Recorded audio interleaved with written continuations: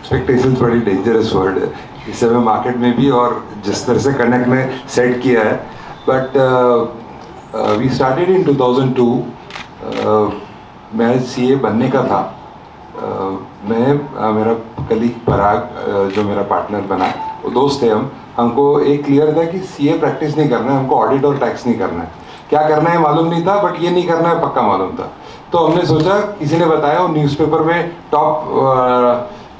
Top careers for the next decade 2000 का साल था, तो उसमें आया, किसी ने बोला insurance will be the number 1 industry. तो हमने जो कंपनी फॉर्म किया उसका नाम था think financial and insurance consultants private limited. वो भी फाइनेंशियल वर्ड ज़बरदस्ती आया कि आरओसी ने दिया नहीं, think insurance consultants, which became a big factor in hindsight, क्योंकि we were the first corporate agents of LIC in India. Even before Corporation Bank was a corporate agent, we were the first corporate agent. तो हमारा कोई माई बाप ही नहीं था, हमको ना किसी भी ब्रांच में एसोसिएट नहीं किया था.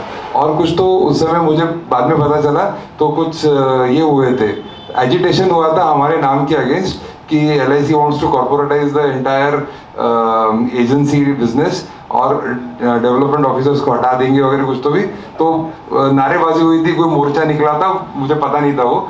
बट हमारे साथ क्या होता था कि हमारा नाम हर ब्रांच के, इंडिया में जितनी LIC की ब्रांचेस थी उनकी एजेंसी लिस्ट में चला गया. तो उसके कारण ऐसा हुआ कि मेरे को ना बोरा बोरा भर के, मजाक नहीं कर रहा हूँ, बोरा भर के डेली हर रोज 1 बोरा 2 बोरा भर के पूरे LIC से, इंडिया से लेटर आते थे कि ये प्लान है, ये है, वो है, वो है. और मैंने LIC का काम शुरू किया था. कुछ समझ नहीं आया, यहाँ पे कुछ तो एजिटेशन वगैरह हुआ, तो यहाँ का कोई हमको मिलने को भी तैयार नहीं था. मुझे उस जगह के SDM कोई थे, मुझे बहुत गुड गाय, बट मुझे नाम नहीं याद आ रहा उनका. ही सेड यार बहुत ही प्रॉब्लम है, और शायद कोई बंगाली आदमी ही था. तो बट कुछ तो हुआ, और हमको मतलब एक तो मैं फ्रस्ट्रेट हो गया था वो बोरे बोरे भर के आने वाले से. हमको उसमें हम लोग ना रोज वो बोरा बेचते थे, और इसी ऑफिस के मतलब मेरा ऑफिस इसके 100 मीटर बाजू में था. एक छोटा सा दुकान था, वहाँ पे हम थे, और यहाँ पे एक समोसे वाला था. तो हम रोज वो बोरा बेचते थे और समोसा खाते थे, क्योंकि पैसे थे नहीं. सीए बना था, घर में डैड को पैसे मांगने में शर्म आती थी, लेकिन पैसे मांगने ही पड़ते थे. मैं 1-2 कॉलेज में जाके थोड़ा बहुत पढ़ाता था, और कुछ पैसे तो बनते नहीं थे उसमें. तो बस इतना ये था कि हमारा जो पहला बंदा था, जो आज भी हमारे साथ है, वो हमारे साथ काम करता था. तो उसको हम लोग कुछ भी करके उसकी पगार, क्योंकि उसका घर चलता था उस पैसे पर, तो हमारा एक ही टारगेट रहता था कि इतना पैसा कमा के लाओ कि उसको पैसा देना है, उसका घर चलना चाहिए. साइमल्टेनियसली देन वो LIC became a non starter insurance agency. Simultaneously मेरे भाई को किसी ने पकड़ा और उसको समझाया कि तुम गलत कंपनी के साथ गए, ICICI के साथ जाओ. तो हमने जब नए नए सब सीए बने थे, तो हमने एक ही महीने में फरवरी 2003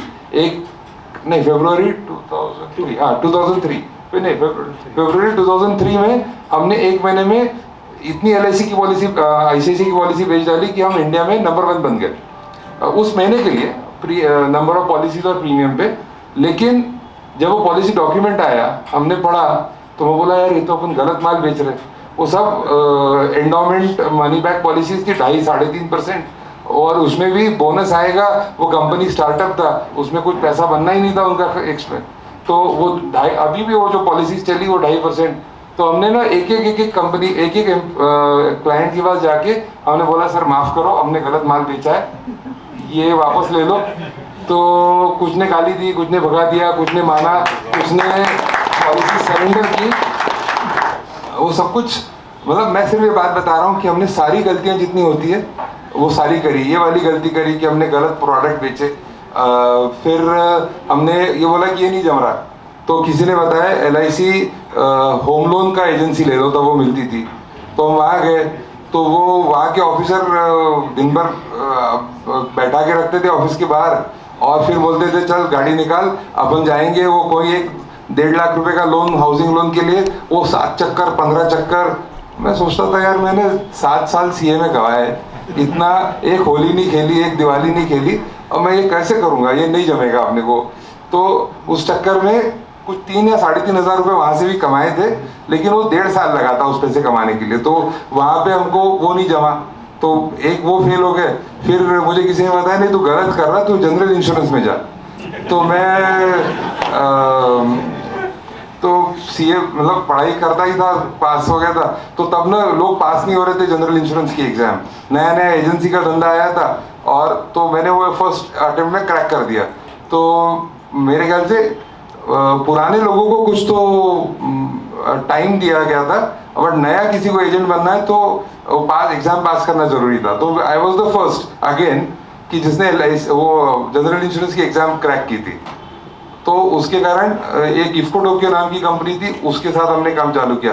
तो मुझे पता है बिना उन्होंने मेरे नाम पे जितना उनका कॉर्पोरेट धंधा था ना, वो सब डालना चालू कर दिया। सडनली एक दिन मेरे अकाउंट में 40 लाख रुपए है, और उन्होंने बोला कि वो 39,50,000 रुपीज आप हमें दे दो वापस।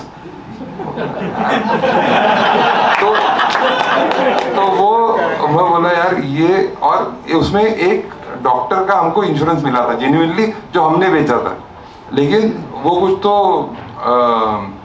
MRI न्यूक्लियर मशीन था, और उसमें कुछ शायद फ्रॉड क्लेम किया उसने, मेरे को समझा नहीं क्योंकि मैं तो चार्टर्ड अकाउंटेंट था, वहाँ पे इंजीनियर की और थोड़ी समझने की जरूरत थी।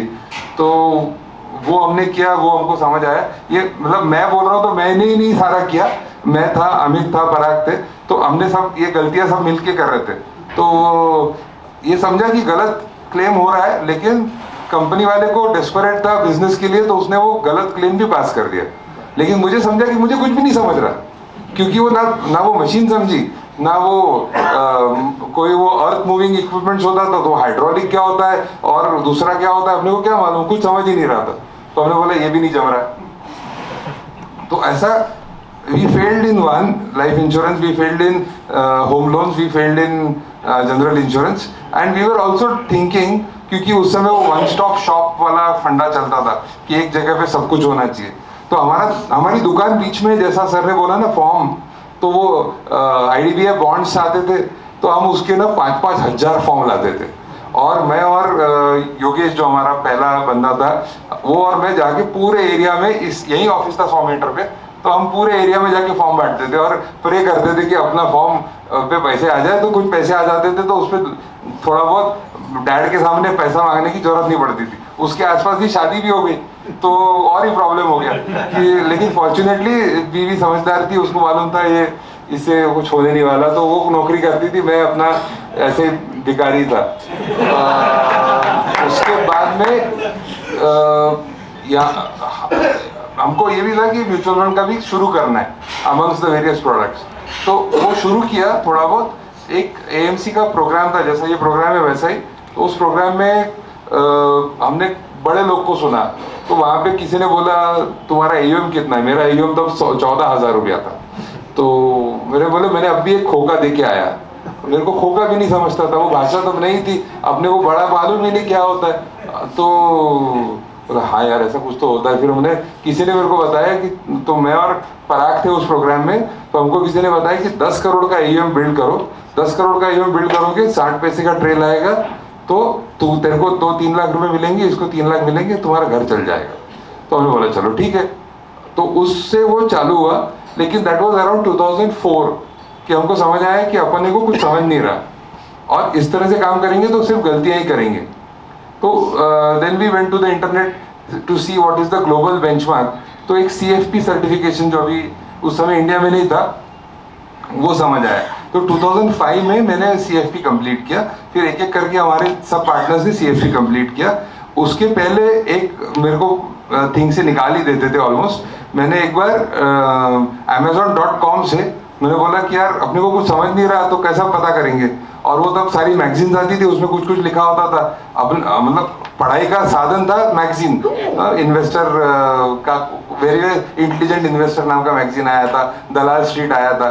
तो मैंने क्या किया, Amazon.com पे फाइनेंशियल प्लानिंग, इन्वेस्टमेंट रिलेटेड जितनी किताबें थी डॉलर में, तो 2.5 लाख रुपए की किताबें हमने एक बार में, मैंने किसी को बताया नहीं, क्रेडिट कार्ड था एक किसी पहचान वाले का, उसके क्रेडिट कार्ड पे 2.5 लाख रुपए की किताबें 2004 में खरीद डाली। और ऑलमोस्ट मेरा पार्टनरशिप उस दिन खत्म हो जाता था, क्योंकि सब लोग बहुत ही चिढ़े थे, क्योंकि हमारी औकात 2-4 हज़ार रुपए की भी नहीं थी। लेकिन that investment really paid of, क्योंकि वो उसके बाद में वी अंडरस्टूड कि अपने को क्या सीखना है। And lot of people like the industry में जितने एएमसी में लोग थे, वो अलग कोई किताब बताता, कोई कुछ बताता था, वो we would make sure that we buy it and read it and study it, and so that immediately नहीं, लेकिन धीरे से 5 साल में तो थोड़ा तो कुछ तो सीखेंगे और कुछ तो इम्प्लीमेंट करेंगे। तो that is how we started. Failure and failure.